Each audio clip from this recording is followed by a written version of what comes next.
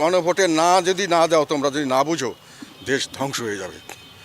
এইটা কথাটা আমি বলেছি, কথাটা অনেক সময় বুঝিয়ে বলার চেষ্টা করছি। এখনও তারা যেটা করতে চাচ্ছে গণভোটের নামে, তারা তোমাদের কতগুলো সংস্কারের কথা বলে মূলা ঝুলাচ্ছে। সংস্কার যেটা বলেছে সেটাও পরিষ্কারভাবে মানুষের কাছে বোঝাচ্ছে না। সংস্কারটা তাদের একটা অছিলা। তারা এই গণভোটের নাম দিয়ে গণভোটে হাঁ ভোট করে তারা ক্ষমতায় থাকতে চায়।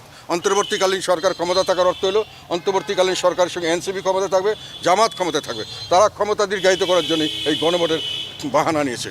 নির্বাচনের পরিবেশ প্রতিদিনই অনিশ্চয়তা থেকে আরও বেশি অনিশ্চয়তার দিকে যাচ্ছে। নির্বাচন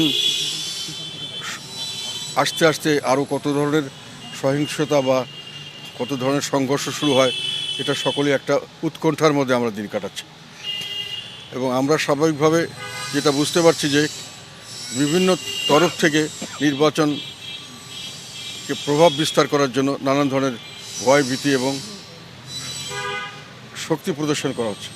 এটা শক্তি প্রদর্শনে নির্বাচন কোনো সময় সঠিক নির্বাচন হয় না, এবং সঠিক শক্তি প্রদর্শন নির্বাচনে কখনোই শান্তিপূর্ণ হয় না। এখানে একটা পরিবেশ সৃষ্টি হয়েছে, কে কার আগে কাকে হানাহানি করতে পারবে। আর দুটি দল যেভাবে মাঠ দাপিয়ে বেড়াচ্ছে, আমাদেরকে সেভাবে সমান সুযোগ দেওয়া হচ্ছে না।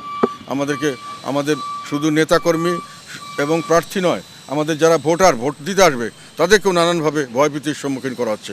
তাদের নামেও নানান মামলা দেওয়ার ভয় দেখানো হচ্ছে।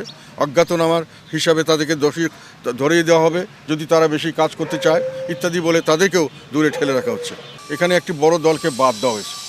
আর সুষ্ঠু বলতে যেটা বোঝায় যে সব কিছু সুষ্ঠুভাবে হবে, ভোট কেন্দ্রে যাওয়া, ভোটের গণনা সব সুষ্ঠুভাবে হবে। আরেকটি বড় জিনিস, সব দলকে সমান সুযোগ সুবিধা দিতে হবে। আমরা এখানে সব দলকে সমান সুবিধা দেওয়া হচ্ছে না বলে আমরা অভিযোগ করছি।